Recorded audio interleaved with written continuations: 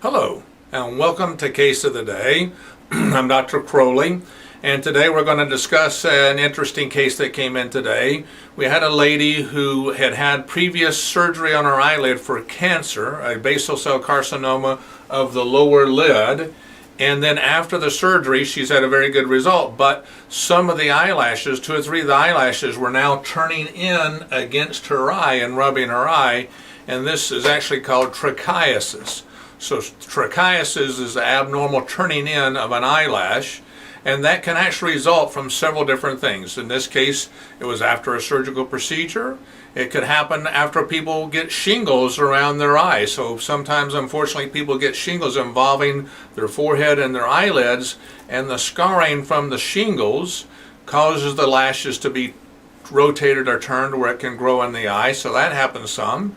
Occasionally we see something that's not really true trichiasis, but actually I haven't seen an eyelash where it comes loose and the eyelash is actually sticking down in the opening of the meibomian glands. You have meibomian glands along your lower lid, tiny, almost microscopic openings along the edge of the lid that secrete the outer oily layer to your tear film, and amazingly, sometimes a lash goes in there and then sticks in there and rubs the eye, and in that case all I have to do is pull it out of the gland and that's the end of it.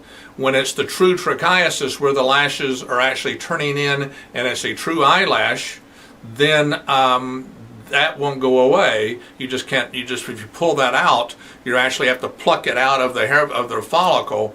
But then if you can do that, but if you keep plucking it out, it's just going to keep growing back and sticking in the eye.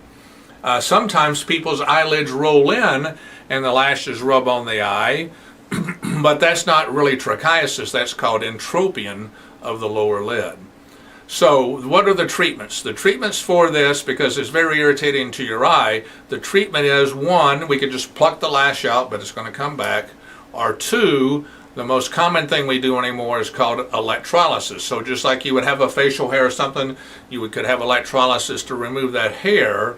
We do the same thing with eyelashes. So we inject the area of the lid where the lashes are growing in to numb up their eye, and then there's a little wire probe that goes down in the eyelash, down into the follicle, and then we step on the petal and we cauterize that follicle so that way it kills it so it will not grow back. Before this was done very often, many years ago, we used to freeze the lid.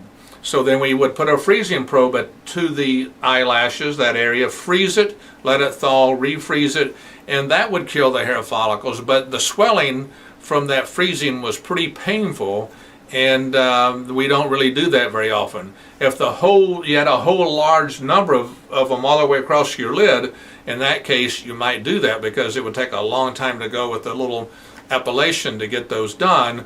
But in most cases we stick to the epilation because it's very little recovery and it works very well.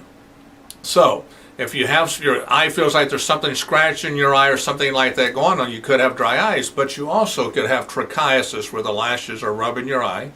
There is treatment for it, so certainly go see your eye doctor if you're having that kind of problem, and there's, like we discussed, the options we went through. If you have any questions about trichiasis or any other eye disease, you can always try to contact us through the website. If not, may God grant you with healthy eyes and great vision.